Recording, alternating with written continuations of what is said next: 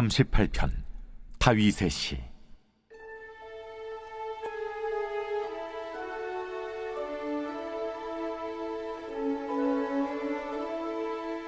내가 전심으로 주께 감사하며 신들 앞에서 주께 찬송하리이다. 내가 주의 성전을 향하여 예배하며 주의 인자하심과 성실하심으로 말미암아 주의 이름에 감사하오리니, 이는 주께서 주의 말씀을 주의 모든 이름보다 높게 하셨습니다. 내가 간구하는 날에 주께서 응답하시고 내 영혼에 힘을 주어 나를 강하게 하셨나이다. 여호와여, 세상의 모든 왕들이 주께 감사할 것은 그들이 주의 입의 말씀을 들음이오며, 그들이 여호와의 도를 노래할 것은 여호와의 영광이 크심이니이다. 여호와께서는 높이 계셔도 낮은 자를 굽어 살피시며 멀리서도 교만한 자를 아심이니이다. 내가 환난 중에 다닐지라도 주께서 나를 살아나게 하시고 주의 손을 펴사 내 원수들의 분노를 막으시며 주의 오른손이 나를 구원하시리이다. 여호와께서 나를 위하여 보상해 주시리이다. 여호와여, 주의 인자하심이 영원하오니 주의 손으로 지으신 것을 버리지 마옵소서.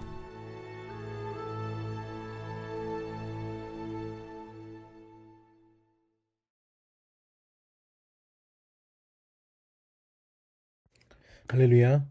오늘 우리에게 주신 하나님의 말씀은 시편 138편 1절부터 8절까지 말씀입니다. 오늘 말씀의 제목은 창조주 하나님의 섭리입니다. 세상은요, 어떤 의미에서는 지극히 공평합니다. 누구나 빈손으로 와서 빈손으로 가게 되죠. 출생과 죽음 사이에 어떤 인생이 놓여 있더라도요, 그건 다를 수 있겠지만 이것만큼은 공평합니다. 빈손으로 와서 빈손으로 간다는 거죠. 게다가 하나님의 섭리는 참으로 오묘한 게요, 분명히 인생에도요, 힘이 있는 자와 힘이 없는 자가 있으며 힘이 있는 자가 없는 자를 빼앗을 수 있는 그런 구조가 되어 있음에도 불구하고요, 약자는 어디선가 보살핌을 받고 케어를 받는다라는 거죠.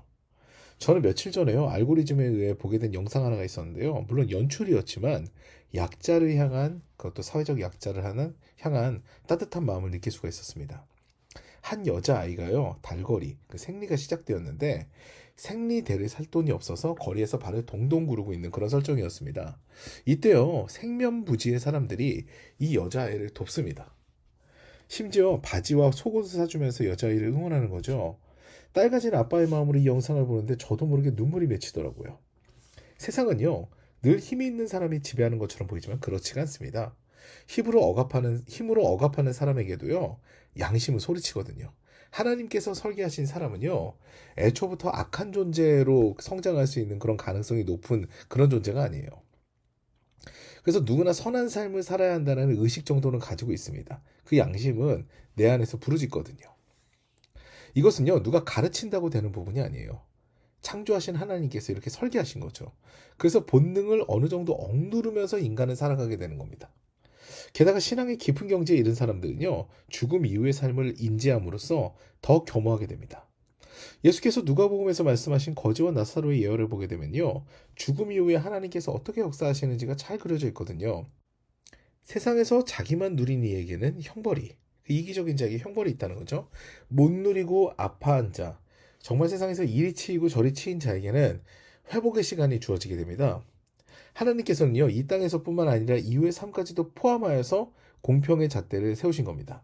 오늘 시편의 본문은요, 그 공평한 하나님의 섭리에 관해 노래하고 있는 내용을 담고 있습니다. 오늘 본문인 시편 138편은요, 시편의 제5권, 시편을 5개로 나누게 되면 제1권부터 5권까지 있는데요, 그 5권에서 다윗의 모음시 중 첫 번째 시에 해당합니다. 다윗은요, 시편의 제5권에서 모두 8편의 시를 남겼는데 그 중 한 편이 오늘 본문인 거죠. 이 시는요, 하나님께 감사함으로 시작합니다. 1절과 2절입니다. 내가 전심으로 주께 감사하며 신들 앞에서 주께 찬송하리이다. 내가 주의 성전을 향하여 예배하며 주의 인자하심과 성실하심으로 말미암아 주의 이름에 감사하오리니, 이는 주께서 주의 말씀을 주의 모든 이름보다 높게 하셨습니다. 아멘. 다윗은요, 이방의 우상 앞에 눈길도 주지 않고 주님을 찬양하리라 고백합니다. 또한 주님의 성전을 향해서 예배한다고 하고요. 그 이유가 그 이유 구절에 바로 등장하는데요. 그것은요, 주님의 인자하심과 성실하심 때문이라고 합니다. 그리고 주님의 인자하심과 성실하심은요, 알려진 주님의 이름보다, 사람들이 익히 알고 있는 그 주님의 이름보다 더 높은 의미로 다윗에게 다가왔음을 다윗은 고백하고 있는 거예요. 이런 거죠. 주님의 구원에 관해 제가 이렇게 들어왔는데 경험해 보니까 주님의 언약의 말씀은요, 그 은혜는, 그 사랑은요, 알려진 것보다 훨씬 더 깊고 위대합니다. 정말 저는 몰랐습니다. 다윗은 이렇게 하나님을 높이고 있는 거예요.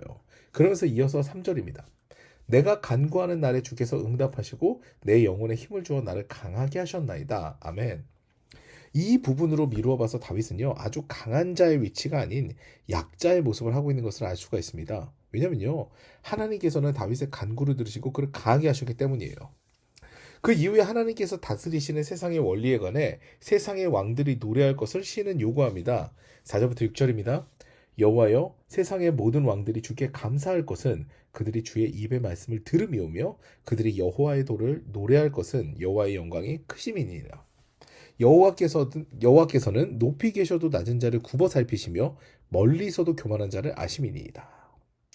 다윗은요, 세상의 왕들도 주님 앞에 겸손하게 나아가야 한다는 것을 이야기하는 겁니다.